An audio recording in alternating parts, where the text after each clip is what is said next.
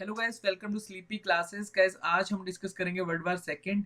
Guys कल हमने daily dose session में डिस्कस किया था वर्ल्ड वार फर्स्ट, और वर्ल्ड वार फर्स्ट में मैंने आपको बताया था मेनली टू रीजन रहे थे वर्ल्ड वार फर्स्ट के।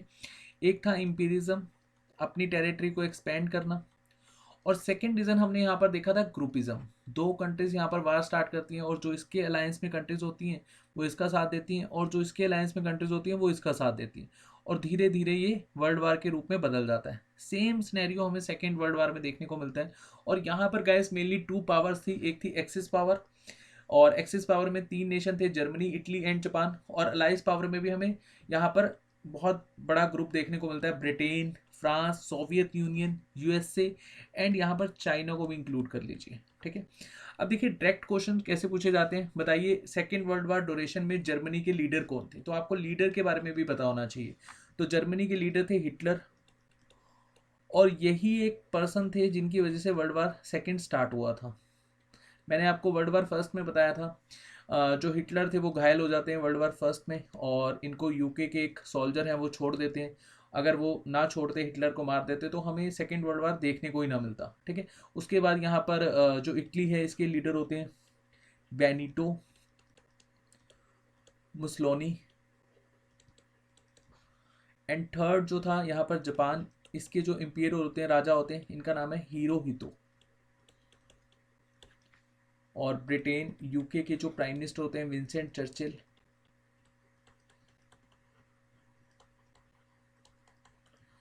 यूएसए बाद में आकर ज्वाइन करता है वर्ल्ड वार फर्स्ट में भी और वर्ल्ड वार सेकंड में, और ये डिसाइडिंग फैक्टर होता है। वर्ल्ड वार फर्स्ट में भी जिता कर ले जाते हैं, और वर्ल्ड वार सेकंड में भी जो अलाइज ग्रुप है वो जीत जाता है। देखो मैंने यहाँ पर आपको बता दिया कौन सा ग्रुप जीत रहा है, लेकिन हमें हिस्ट्री के पॉइंट ऑफ व्यू से फैक्ट्स देखने हैं। और यूएसए के जो हेड होते हैं उनका नाम है फ्रैंकलिन डी रोजवेल्ट। चाइना के जो हेड होते हैं उनका नाम है चियांग काय शेक। एंड जो यूएसएसआर के हेड होते हैं ये बहुत फेमस है, जोसेफ स्टेलिन। पहले यूएसएसआर इस ग्रुप का पार्ट होता है, बाद में चलकर वो इस ग्रुप का पार्ट बन जाता है, मैं आपको बताऊंगा। यहाँ पर कंप्लीट सिनेरियो जर्मनी धोखा करता है यूएसएसआर के साथ, और एक लास्ट ग्रुप है फ्रांस। चलिए फ्रांस की जो हेड थे वो आप मुझे बताइएगा, बहुत ही इंपॉर्टेंट है, बहुत बार क्वेश्चन आ जाता है एग्जाम में। तो फ्रांस का जो फ्रांस को लीड कर रहे थे, जो हेड थे, उसका नाम आप मुझे कमेंट सेक्शन में बताइएगा।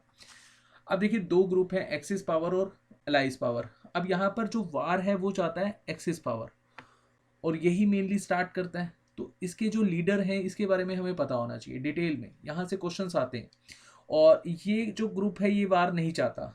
पहले जो वार है वो स्टार्ट होता है फ्रांस और यूके के साथ। ठीक है, फिर धीरे धीरे यहाँ पर यूएसएसआर इसको ज्वाइन करता है, चाइना ज्वाइन करता है, और लास्ट में जब यूएसए ज्वाइन करता है तो फिर जो स्नैरियो है वो बिल्कुल ही चेंज हो जाता है। ठीक है, अब देखते हैं हम एक एक करके इन लीडर्स के बारे में जो क्वेश्चंस पूछे जाते हैं। सबसे पहले हम इटली के जो बेनितो है इनके बारे में डिस्कस करते हैं। बेनितो मुसलोनी। अब ये जो पर्सन थे ये बिल्कुल भी वार नहीं चाहते थे, शांति चाहते थे, सोशलिस्ट विचारधारा रखते थे ये। और 1910 के आसपास ये आर्मी में शामिल होते हैं इटली की, मतलब इटली की आर्मी में होते हैं, इस तरह से समझिए 1910 के आसपास। और इनको बिल्कुल भी पसंद नहीं था वार वगैरह, तो ये अच्छे ओरेटर थे, और अच्छा ओरेटर मतलब वोकल स्किल्स बहुत बेटर थी इनकी। इसी वजह से ये क्या करते हैं, स्विट्ज़रलैंड चले जाते हैं, और ये बिल्कुल भी नहीं चाहते कि वार हो, और वार के इंगेज्ड हैं। और वार के इंगेज्ड हैं तो ऑब्वियसली इम्पीरिज्म जो सिस्टम चल रहा था यूरोप में, एक्सपेंड करना टेरिटरी को, उसके भी खिलाफ होंगे, है ना। और जो जितनी भी यहाँ पर यूरोपियन पावर्स हैं उसके इंगेज्ड ये स्विट्ज़रलैंड में जाकर आर्टिकल्स वगैरह लिखते होते थे। ठीक है, अब जब स्विट्ज़रलैंड में जाकर ये आर्टिकल्स लिख रहे हैं और यहाँ पर जो यूरोपियन यूनियन में जो पावर्स हैं उनके इंगेज लिख रहे हैं, तो ऑब्वियसली इनको यहाँ पर पकड़ा जाएगा, और पकड़ के इनको वापस इटली लाया गया। फिर वापस ये स्विट्ज़रलैंड जाते हैं, फिर इनको इटली लाया जाता है, और ये अपनी जो बात है वो लोगों तक रखते हैं। अच्छे वोकल स्किल्स हैं तो ऑब्वियसली लोग भी इनके फेवर में जल्दी आ जाते थे। तो बेनिटो मुसलोनी यहाँ पर लोगों को अपनी तरफ कर रहे थे। अब यहाँ पर वार होता है 1914 से लेकर 1918। अच्छा, एक इन बिटवीन मैं आपको बता देता हूँ, 1910 के आसपास ही या 1911 के आसपास जो इटली है वो लीबिया को जीत लेता है। अब जब लीबिया को जीतता है तो इसके ये इंगेज में चले जाते हैं कि इटली ने लीबिया को क्यों हराया, वार के इंगेज थे। इसको देखते हुए जो इटली के जो सोल्जर होते हैं वो इनको जेल में डाल देते हैं, ठीक है। अब ये 1910 का सिनेरियो है। उसके बाद 1914 से 1918 हमने वर्ल्ड वार फर्स्ट देखा।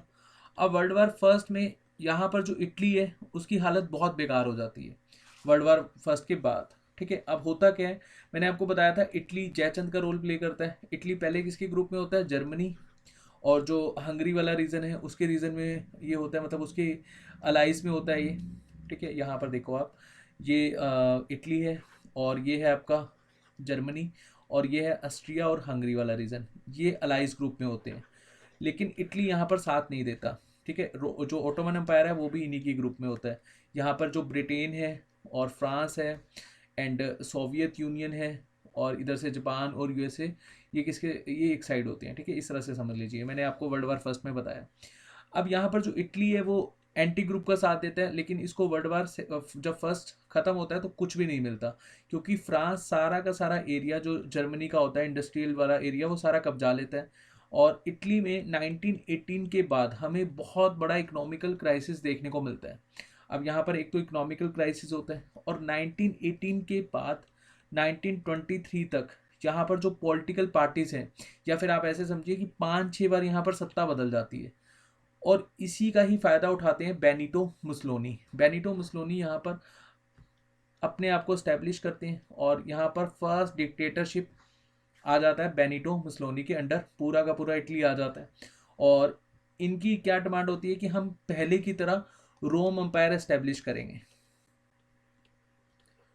और किसी भी कंट्री के लिए देशभक्ति की भावना सबसे पहले आती है ना। कोई भी पर्सन है अपनी कंट्री से बहुत प्यार करता है और देशभक्ति की भावना सभी के अंदर होती है। तो ये कहते हैं कि हमें अब पहले रोमन अंपायर बनाना है, जैसे पहले शांति थी वैसे ही हम इस्टेब्लिश करेंगे। और यूनाइट करते हैं, एक नेशनलिज्म की विचारधारा लोगों में आ जाती है बेनिटो मुसोलिनी के पूरे इस स्नैरियो के दौरान। अब यहाँ पर हमने एक केस समझा इटली वाला, ठीक है। अब जापान का मैं आपको बता देता हूँ। देखिए जापान के जो इंपीरियर होते हैं इनका नाम है हिरोहितो। अब जो हिरोहितो हैं वो इस तरह से समझिए कि जापान 200 साल तक आइसोलेट रहता है, किसी के साथ इसका ट्रेड नहीं है, किसी के साथ कोई ऐसा सच कम्युनिकेशन नहीं है। अब यहाँ पर यूएसए एंट्री करता है जापान में और यूएसए इंडस्ट्रियलाइजेशन स्टार्ट करता है। पहले तो जापान को लगता है कि ठीक है चलो यहाँ पर यूएसए इंडस्ट्रियलाइजेशन कर रहा है और धीरे धीरे ये हमारे को ट्रेड में हेल्प कर रहा है। लेकिन यूएसए एक्सप्लॉइट कर देता है जापान को बुरी तरीके से। जब एक्सप्लॉइट करता है तो यहाँ पर विचारधारा आ जाती है कि हमें किसी की हेल्प नहीं चाहिए, अब हम इंपीरिज्म की विचारधारा से चलेंगे, मतलब अपनी टेरिटरी को एक्सपेंड करेंगे। तो जो जापान है वो कहाँ पर अटैक करता है, चाइना में, ठीक है। और धीरे धीरे सारा का सारा जो आसपास वाला एरिया वो कब्जा लेता है। अब जापान के अपने इंपीरियर का नाम याद रखना है हिरोहितो, ठीक है। तो हमने दो यहाँ पर डिस्कस करें और जो थर्ड है इनके बारे में बहुत डिटेल में हमें डिस्कस करना है। देखिए ये सारा का सारा मैं आपको मैप के थ्रू समझाऊंगा अभी। अब यहाँ पर हम समझते हैं हिटलर के बारे में। हिटलर से बहुत क्वेश्चन आते हैं।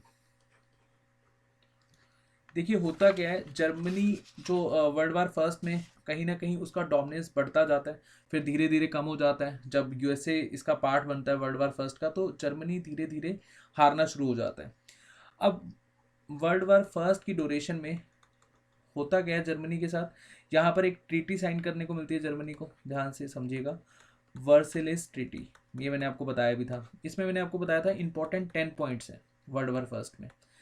अब देखो वैसे अगर हम देखें जो ट्रीटी ऑफ वर्सलेस थी उसमें कहीं ना कहीं जो जर्मनी है उसको डिस्क्रिमिनेशन का शिकार होना पड़ता है। डिस्क्रिमिनेशन बोले तो मतलब इतना ज़्यादा इसको अलग थलग कर देते हैं सभी के सभी मिलकर कि इसको ऐसा लगता है कि हमें तो बिल्कुल ही ख़त्म कर दिया, ठीक है। और यही विचारधारा को हिटलर उठाते हैं और जर्मनी के जितने लोग हैं वो यहाँ पर एक नेशनलिज्म की विचारधारा अपने अंदर रखते हैं और चाहते हैं कि जर्मनी पहले की तरह पूरा का पूरा जर्मन एम्पायर बन जाए। अब यहाँ पर मेनली मैं 10 पॉइंट्स आपको बताऊंगा। पहले आपको बता देता हूँ ट्रीटी ऑफ जो वर्सलेस थी, इसमें अप्रोक्स 240 पेज के आसपास की ये ट्रीटी थी। 400 के आसपास यहाँ पर पॉइंट्स थे, 440 या 450, यहाँ पर आप एक बार 440 लिख लीजिए, ठीक है। 440 के आसपास यहाँ पर पॉइंट्स थे, ठीक है। मेनली यहाँ पर 10 पॉइंट्स थे, मैं आपको बता देता हूँ। जो अदर पार्ट था, जो हमने देखा वर्ल्ड वार फर्स्ट में, अदर ग्रुप वो चाहता था कि जर्मनी अब यहाँ पर अपनी टेरिटरी को मतलब टेरिटरी में जो आर्मी है उसको कहीं ना कहीं एक्सपेंड ना करे, तो जो आर्मी है उसके ऊपर यहाँ पर रिस्ट्रिक्शंस लगा दी। 10,000 के आसपास ये आर्मी रख सकता है मैक्सिमम, ठीक है। कई बुक्स में यहाँ 1000 लिखा हुआ है, कई बुक्स में 1 लाख लिखा हुआ है, और कई बुक्स में 10,000 लिखा हुआ है। तो हम यहाँ पर 10,000 कंसिडर करके चलते हैं कि मैक्सिमम 10,000 की आर्मी रख सकता है जो जर्मनी है। 5 यहाँ पर नेवी शिप रख सकता है। जो नेवी आर्मी थी जर्मनी की वो बहुत गजब थी, मैंने वर्ल्ड वार फर्स्ट में आपको बताया था, और सेकेंड वर्ल्ड वार में भी यही बहुत अच्छे से वर्क करेगी। और एयरफोर्स आर्मी यहाँ पर नहीं रख सकता, और जितने भी आसपास के जो कंट्रीज हैं उनकी बाउंड्री पर कोई ऐसा अपनी आर्मी नहीं रखेगा। तो बहुत रिस्ट्रिक्शंस थी, और ये मैंने आपको मेन मेन बताया। अच्छा, एक सबसे बड़ा यहाँ पर रोल होता है, पेमेंट करना होता है जर्मनी को हारने के बाद, और ये पेमेंट बहुत बड़ा होता है, इसको चुकाते चुकाते जर्मनी की हालत ख़राब हो जाती है। अब ये रीजंस थे जिसको लेकर जो हिटलर है वो नेशनलिज्म की विचारधारा लेकर आते हैं। और हिटलर की जो एक्सपेंशन है वो कैसे होती है मैं आपको समझाता हूँ। देखिए, हिटलर के पास भी बहुत ज़बरदस्त ऑरेटर स्किल थी, ठीक है। और छोटे से कद के थे ये, और छोटी छोटी मूछें रखते थे। अगर आपने इनकी फ़ोटो देखी हो, लाइक जैसे तारक मेहता का उल्टा चश्मे में जेठालाल आता है, ठीक वैसी मूछें होती हैं इनकी।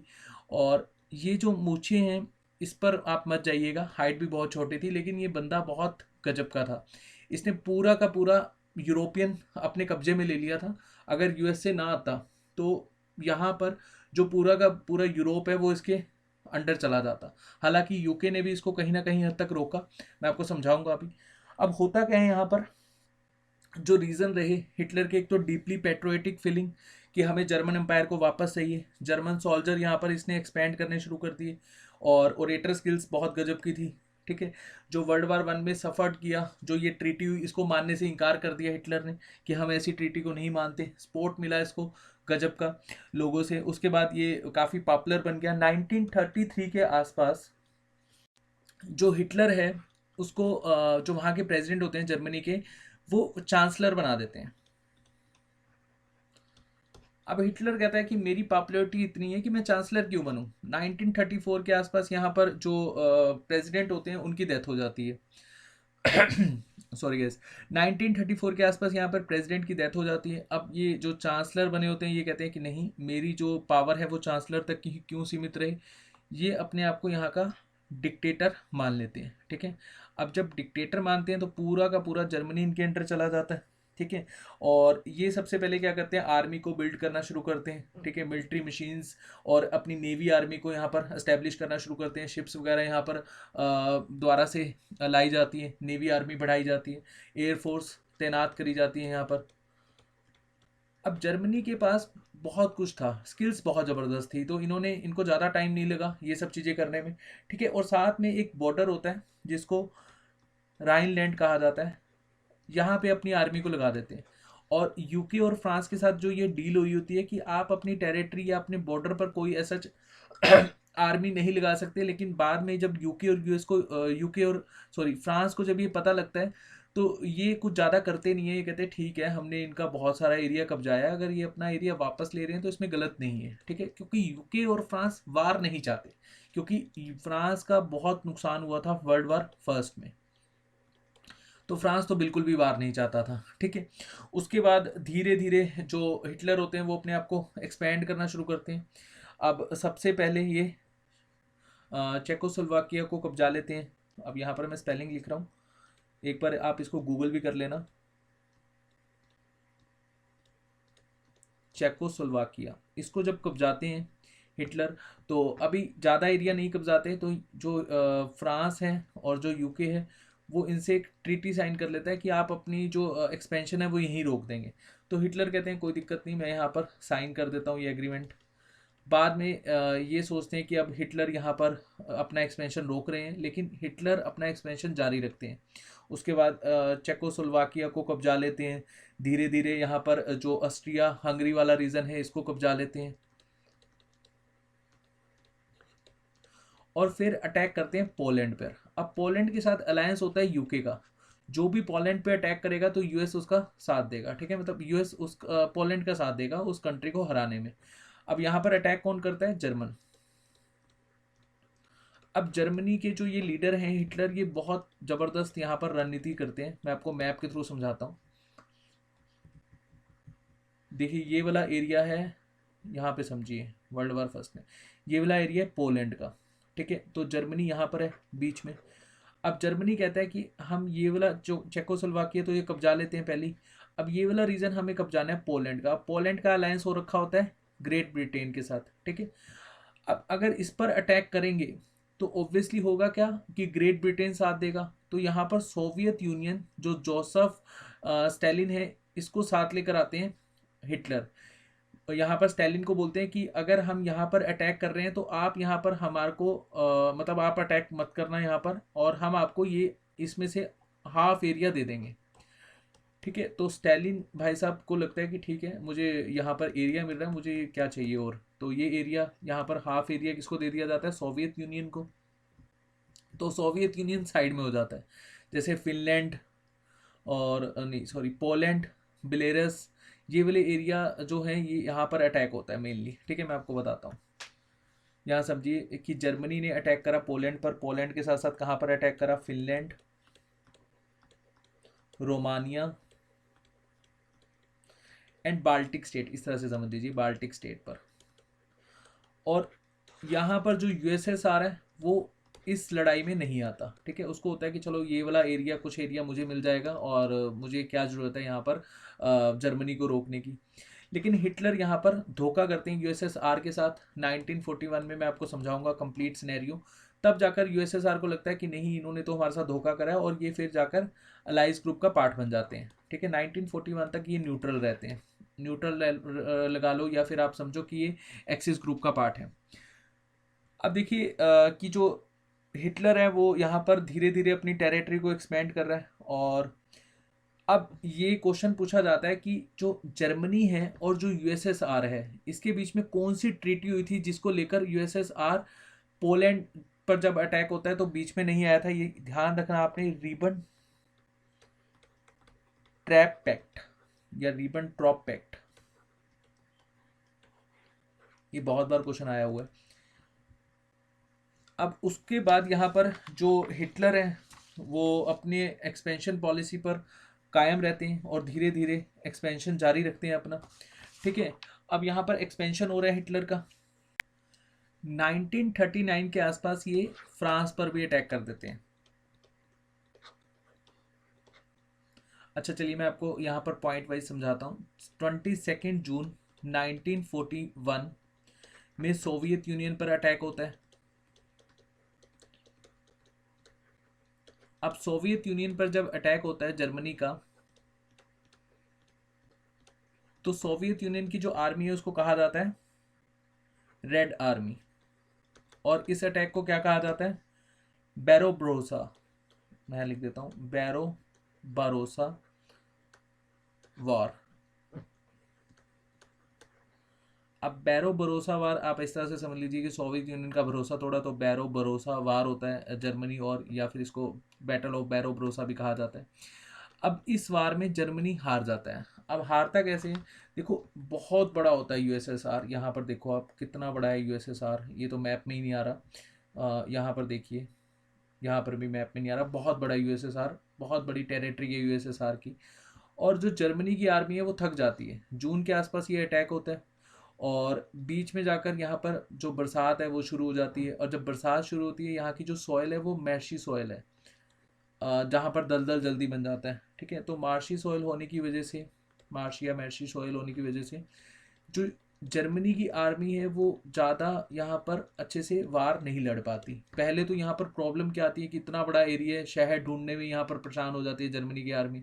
हमारे इंडिया की तरह थोड़ी है कि एक स्टेट दूसरे स्टेट के साथ कनेक्टेड है। एक सिटी में आप जा रहे हो, दूसरी सिटी में एंटर करोगे, फिर तीसरी सिटी में आपको पता लगेगा कि आप दूसरे स्टेट में ही आ गए।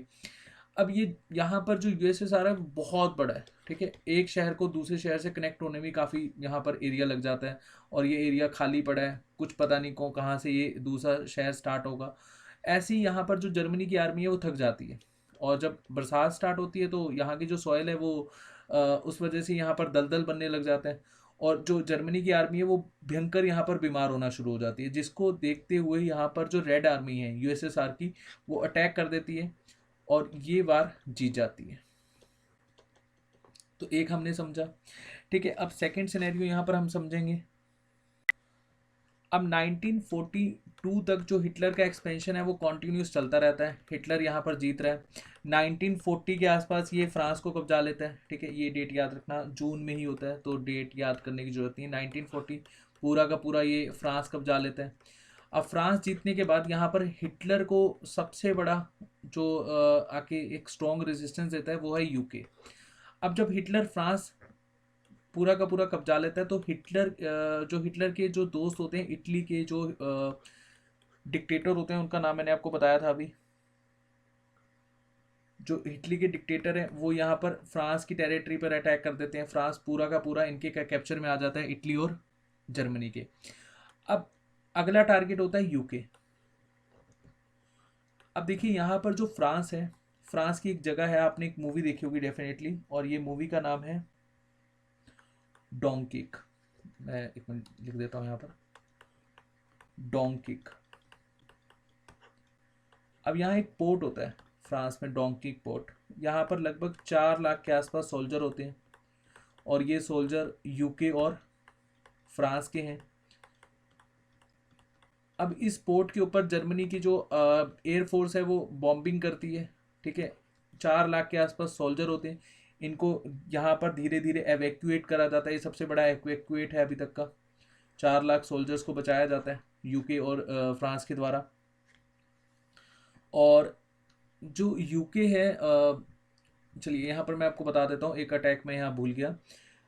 ध्यान रखना कि जर्मनी और फ्रांस आमने सामने खड़े होते हैं 1939। मैंने अभी आपको बताया ना कि 1940 पे अटैक करता है। ठीक है, होता क्या है, 1939 के मिड में जाकर ये बिल्कुल आमने सामने खड़े हो जाते हैं जर्मनी और फ्रांस। यहाँ पर एक तरह से फोन वार चल रहा होता है, जैसे अभी हमने रिसेंटली देखा चाइना की आर्मी और इंडियन आर्मी आपस में एक तरह से फोन वार या फिर कोल्ड वार देख रही थी, है ना। कोल्ड वार हमें देखने को मिला और ये वार चल रहा था जस्ट एक यहाँ पर जो बातों से कन्वे हो रहा था। हालांकि हमारे सोल्जर्स यहाँ पर वीरगति को प्राप्त हुए, कुछ सोल्जर चाइना के भी हमारी आर्मी ने मारे, लेकिन ये वार ज़्यादा डेंजरस नहीं हुआ जो भी रिसेंटली हमें बॉर्डर पे देखने को मिला। ऐसी कुछ सिनेरियो जर्मनी और फ्रांस के बीच में था। ठीक है गाइस, अब जो जर्मनी है वो यहाँ पर सडन अटैक कर देता है और इस सडन अटैक को क्या कहा जाता है, जो 1939 की एंड में हमें देखने को मिलता है, 1940 में हमें देखने को मिलता है। 1940 जून में ही लगाइए आप। ठीक है, सारे आप एक ही टाइम में याद रखोगे तभी आपको याद रहेगा। इसको कहा जाता है ब्लिट्स क्रिक अटैक, ब्लिट्स क्रिक अटैक। और ये ब्लिट्स क्रिक अटैक कौन करता है, ये सडन अटैक है जर्मनी की तरफ से फ्रांस पर। ठीक है, ये आपने ध्यान रखना है। और मैंने आपको बताया था कि जो जर्मनी की बोट है, जो बेसिकली नेवी आर्मी है, वो बहुत स्ट्रांग हो जाती है और नेवी आर्मी यूज़ करती है यू बोट का। और यू बोट पूरी की पूरी जो पूरा नेवल बेस है या जो पानी वाला बॉर्डर है वो संभाल कर चलती है और जो भी इसको शिप दिखती है उसको उड़ा देती है।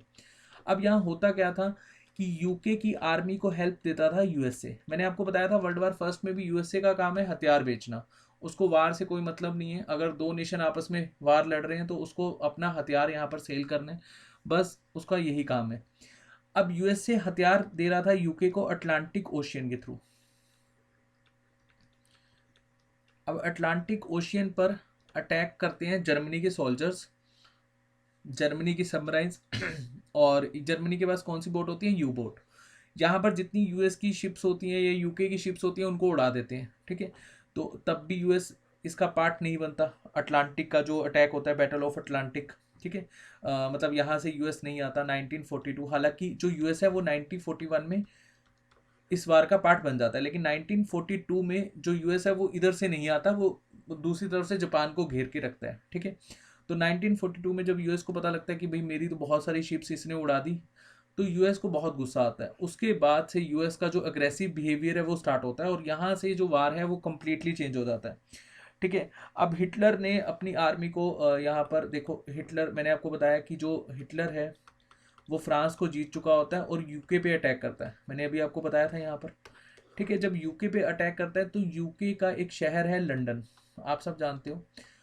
अब लंदन पर जो हिटलर है वो कहता है कि यहाँ बॉम्बिंग करो, और जो यहाँ पर नॉर्मल लोग हैं लाइक जैसे हमारे जैसे लोग हैं उन पर अटैक करो, सिविलियंस पर। अब जब ये अटैक होना शुरू होता है तो यूके के जो प्राइम मिनिस्टर हैं विंसेंट चर्चिल, ये अपनी आर्मी से बात करते हैं। अच्छा, जो हिटलर की आर्मी है, जो एयर आर्मी है, इसको कहा जाता था लुफ, यहाँ मैं लिख देता हूँ,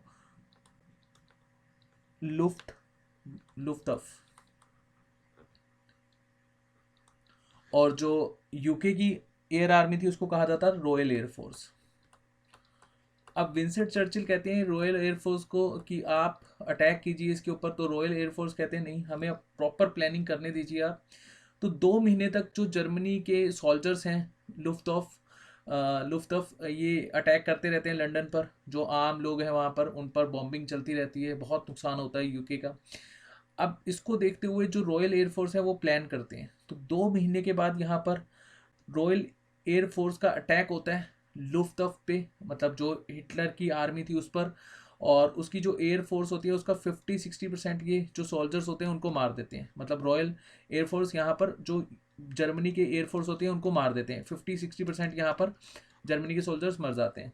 और ये सबसे बड़ा एक धक्का होता है जर्मनी के सोल्जर्स पे कि हमारी एयरफोर्स को इन्होंने मार दिया, मतलब निपटा दिया।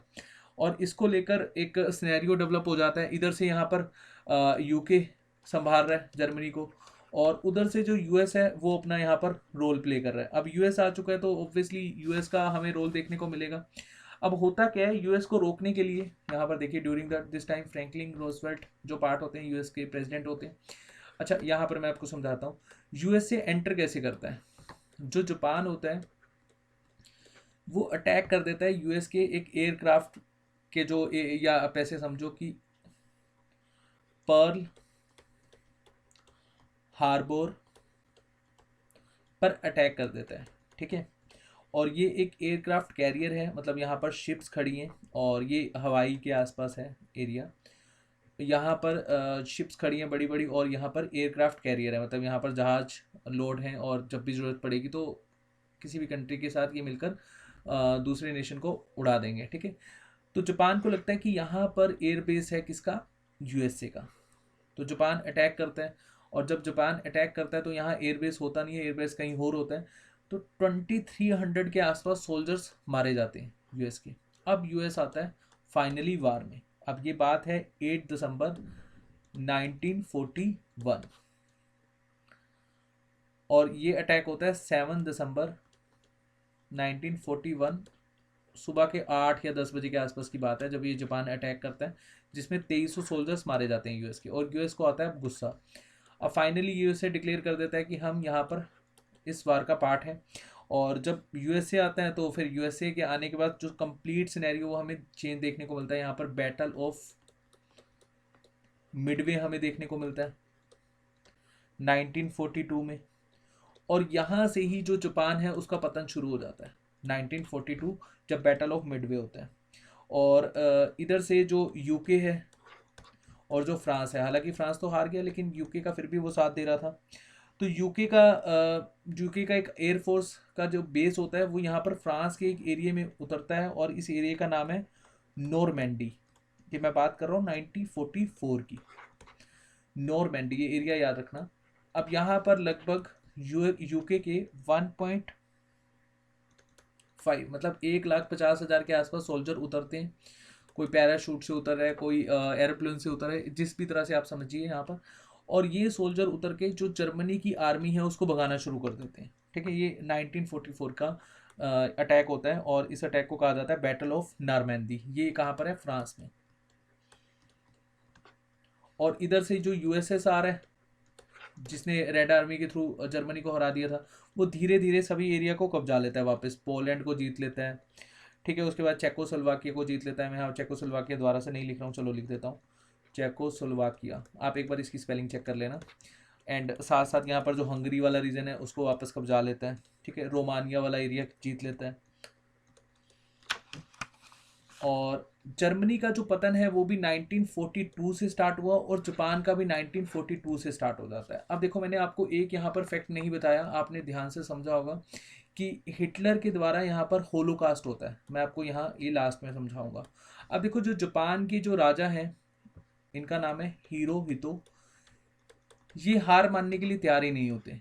यूएस यहाँ पर बार बार चेतावनी देता है कि आप यहाँ पर हार मान जाइए, और जर्मनी और यूएसए दोनों ये क्या करते हैं, एटम बम बनाने की तैयारी करते हैं। अब एटम बम अगर कोई भी कंट्री बनाएगी तो ऑब्वियसली उसकी जीत पक्की है। जर्मनी यहाँ फेल हो जाता है, यूएसए एटम बम बनाने में सफल हो जाता है, और यूएसए फाइनली यहाँ पर एटम बम का यूज़ करता है। 1945 6 अगस्त को पहला एटम बम गिराया जाता है जापानीज सिटी हिरोशिमा, और ये जो दोनों सिटी थी ये इंडस्ट्रियलाइज सिटी थी, हिरोशिमा और नागासाकी। नागासाकी में 9 अगस्त को गिराया जाता है सेकंड बम। इसका नाम है फैटमैन, और इसका नाम है लिटिल बॉय। लिटिल बॉय जो बना हुआ है uranium gun type fission weapon से, और जो आपका फैटमैन है वो बना हुआ है पोटेशियम इम्प्लोजन से। ठीक है, तो ये आपको ध्यान रखना है, ये क्वेश्चंस भी कई बार पूछ लिए जाते हैं। तो इसके बाद फाइनली जापान जो है वो जो अपनी एक्सपेंशन की पॉलिसी थी इम्पीरिज्म की वो वापस ले लेते हैं, और 15 अगस्त को जापान सरेंडर कर देते हैं। और यहाँ पर जापान के सरेंडर करने के बाद ये वार कंप्लीटली ख़त्म हो जाता है। ठीक है, उसके बाद हमें देखने को मिलता है ब्रेटन वुड्स कमेटी की, इसके बाद अब कोई वार ना हो तो यूएन बनता है, आपको पता ही है। ठीक है, इसको हम ध्यान से समझेंगे। फिर ब्रेटन वुड्स कमेटी के थ्रू हमने देखा यहाँ पर वर्ल्ड बैंक बना, आईएमएफ बैंक बना। आईएमएफ बैंक तो नहीं है, आईएमएफ जस्ट एक फाइनेंशियल क्राइसिस को चेक करता है, और बहुत सारा इसका रोल होता है, मैं समझाऊंगा आपको ब्रेटन वुड्स कमेटी के थ्रू। और यहाँ पर GATT बनता है, बाद में चलकर हमने देखा ये WTO बन जाता है। ठीक है, तो धीरे धीरे यहाँ पर अब जो नेशंस हैं वो वार ना लड़े, क्योंकि हमें फर्स्ट वार में हमें देखने को मिला 1,70,00,000 के आसपास लोग मरे, और सेकेंड वार में ये जो फिगर है 7 to 8 करोड़ तक पहुँच गई थी टोटल। ठीक है, हालांकि जो अलाइज ग्रुप है इसके लोग ज़्यादा मरे थे कंपैरेटिवली एक्सिस। ठीक है, तो ये ध्यान रखना आप। अच्छा, एक क्वेश्चन पूछ लिया जाता है यहाँ पर, जो मैंने आपको बताया कि जर्मनी के जो हिटलर थे इनके द्वारा होलोकास्ट करा जाता है। अब इसको आप ध्यान से समझिएगा। अब जर्मनी के जो लीडर थे हिटलर, ये मानते थे कि जो वर्ल्ड वार हम हारे हैं फर्स्ट, ये हम किसकी वजह से हारे हैं, जूइश लोगों की वजह से। तो ये जूइश लोगों का यहाँ पर एक होलोकास्ट करते हैं। फाइनल सोल्यूशन भी इसको कहा जाता है, फाइनल सोल्यूशन या फिर होलोकास्ट।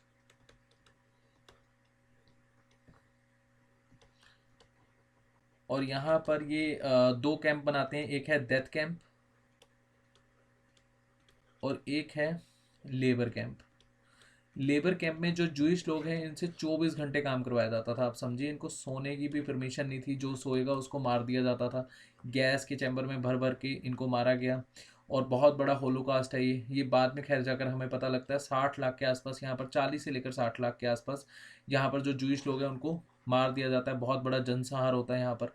ठीक है, अब इस होलोकास्ट के बारे में हमें बाद में पता लगता है। अच्छा, समटाइम्स क्वेश्चन पूछ लिया जाता है कि हिटलर की डेथ कैसे हुई। ठीक है, ये आपको पता होना चाहिए। अब जो हिटलर था उसको पता था कि अब जनता मेरे खिलाफ हो चुकी है, क्योंकि इतना बड़ा वार हो गया और इतने लोग मर चुके हैं, इतना नुकसान हो गया। जर्मनी के ऊपर धीरे धीरे रिस्ट्रिक्शंस भी लगी। 1989 के आसपास ये जाकर आज़ाद होता है जर्मनी। ठीक है, बाद में जाकर इसको गुलाम बना लिया जाता है। अब देखिए, हिटलर को पता था लोग मेरे से गुस्सा हैं और लोग मुझे मारेंगे। जो हाल यहाँ पर बेनितो, जो इटली के डिक्टेटर थे, बेनितो मुसोलिनी का हुआ है, वही मेरा होगा। इनके साथ क्या हुआ था, 28 अप्रैल के आसपास की बात है। जो बेनितो हैं और इनकी वाइफ मिस्ट्रेस जो थी, इनको लोगों ने मार दिया। मारने के बाद जो इनकी डेड बॉडी थी उसके साथ भी बहुत बुरा व्यवहार करा गया। मारने के बाद भी इनको बहुत भयंकर वाली मौत दी थी, और उसके बाद भी इनकी बॉडी के साथ एक तरह से आप समझिए चीर हरण कर दिया था, पूरी बॉडी को यहाँ काट पाट दिया था। और हिटलर को पता था मेरे साथ भी कुछ ऐसे ही होगा। तो 30 अप्रैल को हिटलर सुसाइड कर लेते हैं, और सुसाइड कहाँ करते हैं, बर्लिन बंकर में अपनी मिस्ट्रेस के साथ। और ऐसा कहा जाता है अभी रिसेंटली ही इन्होंने शादी करी होती है, तो अपनी मिस्ट्रेस के साथ जाकर ये सुसाइड कर लेते हैं बर्लिन बंकर 30 अप्रैल। और ये 30 अप्रैल 1945। और वार कब ख़त्म होता है, जब जापानीज सरेंडर करते हैं। जापानीज सरेंडर कर देते हैं 15 अगस्त को, लेकिन एग्रीमेंट कब साइन करते हैं, 2 सितंबर, जब यूएसए एक्सेप्ट करता है कि जापान ने फॉर्मली सरेंडर कर दिए। और वर्ल्ड वार सेकेंड का यहाँ पर एंड हो जाता है। ठीक है, तो ध्यान रखना। अब यहाँ से बहुत क्वेश्चन आते हैं। यूनाइटेड नेशन कब बनता है? 24 अक्टूबर 1949, सॉरी 45। और यूएन का काम क्या है? अगर मान लीजिए यहाँ पर दो कंट्रीज अब वार लड़ना चाहती हैं तो यूएन सेंशन लगा देता है, और सेंशन लगाता है तो ऑब्वियसली यहाँ पर जो ये कंट्रीज़ हैं ये वार नहीं लड़ पाती। हालांकि हमें एक चीज़ पहले भी देखने को मिली थी लेकिन वो सक्सेसफुल नहीं हुई थी, और इसको कहा जाता था लीग ऑफ नेशन। ये लीग ऑफ नेशन भी वर्ल्ड वार फर्स्ट के बाद तभी बनाई गई थी कि अब आप वार मत लड़िए क्योंकि बहुत ज़्यादा नुकसान होता है। लोगों का यहाँ नुकसान होता है, जान मान की हानि होती है, बहुत सारे लोग बेमतलब मारे जाते हैं। तो लीग ऑफ नेशन का यूएस से पार्ट नहीं बनता, इसी वजह से ये सक्सेसफुल नहीं होता। इसका मेन मेन दो कंट्रीज पार्ट होती हैं, लाइक जैसे ब्रिटेन पार्ट होती है, फ्रांस पार्ट होती है, और जो हमारा ओटोमन एम्पायर टर्की वाला रीजन है वो इसका पार्ट होता है। लेकिन यूएस से पार्ट नहीं है तो ऑब्वियसली ये कुछ नहीं कर पाएगा, तो लीग ऑफ नेशन फेल हो जाता है। ठीक है, और इसके पास कोई ऐसा पावर नहीं होती। अगर जहाँ पर भी वार होगा तो ये सेंशन नहीं लगा सकता था, अगर ये पावर नहीं है तो इसका कोई मतलब ही नहीं है। ठीक है गैस, तो होपफुली आपको ये सेशन में बहुत कुछ समझ में आया होगा, बहुत कुछ नॉलेज आपको मिली होगी यहाँ पर। और जो मैंने आपसे क्वेश्चन पुट करे हैं प्लीज़ कमेंट सेक्शन में उसका जवाब दीजिएगा। Thank you so much.